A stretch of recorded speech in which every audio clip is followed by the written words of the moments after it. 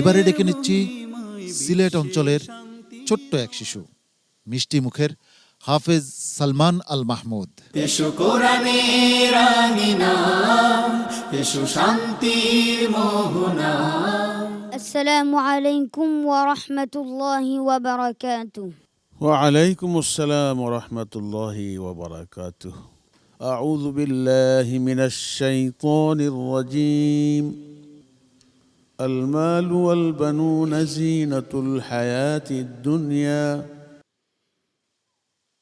أعوذ بالله من الشيطان الرجيم. بسم الله الرحمن الرحيم.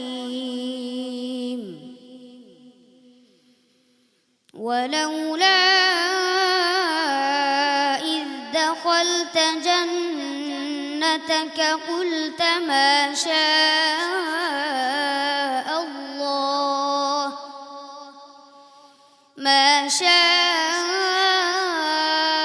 الله لا قوة إلا بالله. إن ترني أنا أقل منك مالا وولدا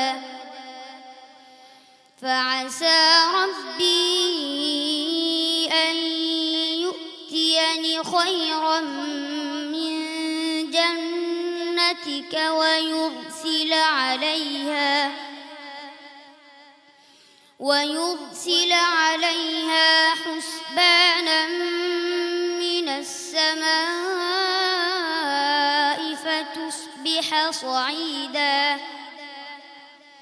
فتصبح صعيدا زلقا أو يصبح ماؤها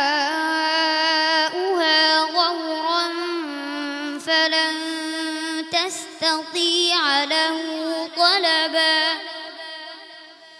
وأحيط بثمره فأصبح يقلب كفيه على ما أنفق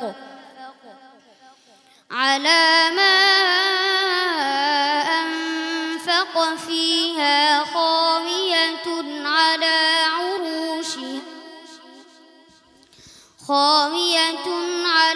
عروشها ويقول يا ليتني. আবার পড়ো, এই আয়াত উপর থেকে পড়ে আসো আরেকবার। وأحيط بثمره فأصبح يقلب كفيه على ما أنفق فيها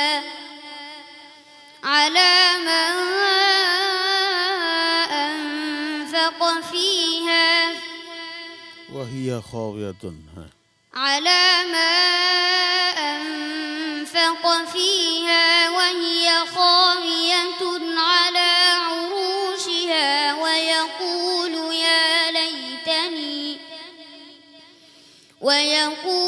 يا ليتني لم أشرك بربي أحدا. صدق الله العظيم. صدق الله مولانا العظيم.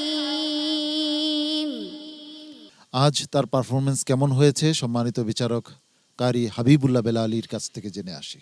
তো একটি ভুল না, হ্যাঁ মাঝামাঝি, তো চাচ্ছিলাম না ধরতে, কিন্তু আমাদের এই স্টেজে আল্লাহর রহমতে এমন সব হাফেজদের এক একজন তো সর্দার, তারা সহজে ছাড়ার লোক না। তারপরেও এদের ভেতর থেকে সালমান খুব ভালো করেছে, আমি তার জন্য অনেক আশাবাদী। আল্লাহ যেন তাকে কবুল করেন, দোয়া থাকলো। আমিন। হাফেজ কারি জহিরুল ইসলাম, আজকে তেলাওয়াত অনেক সুন্দর হয়েছে, অনেক ভালো হয়েছে।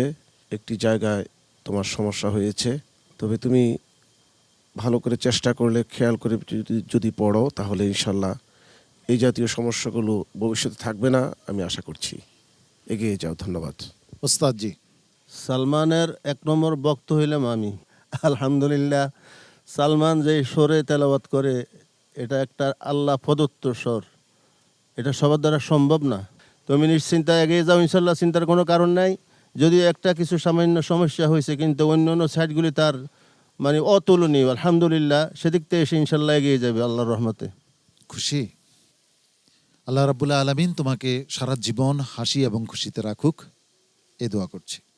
আসসালামু আলাইকুম ওয়া রাহমাতুল্লাহি ওয়া বারাকাতুহু। এ পথে আমাদের আহ্বান, জীবনকে করো মহিয়া, পিএইচপি কোরআনের আলো।